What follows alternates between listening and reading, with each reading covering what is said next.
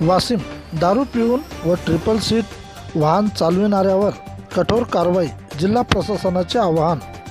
वाशिम जिल्ह्यात पोलीस प्रशासनाच्या वतीने नागरिकांना दारू पिऊन व ट्रिपल सीट वाहन चालविणाऱ्यावर कठोर कारवाई करण्यात येणार असल्याचे आवाहन करण्यात आले आहे।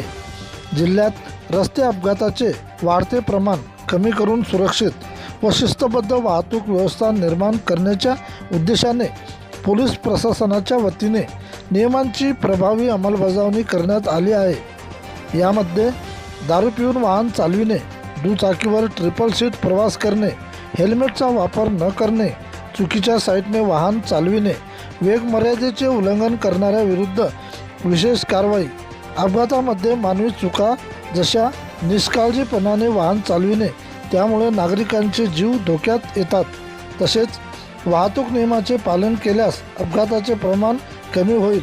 नियमांचे पालन काटेकोरपणे करावे, वाहतूक व्यवस्थेत सहकार्य करावे असे आवाहन जिल्हा पोलीस प्रशासनाच्या वतीने करण्यात आले आहे।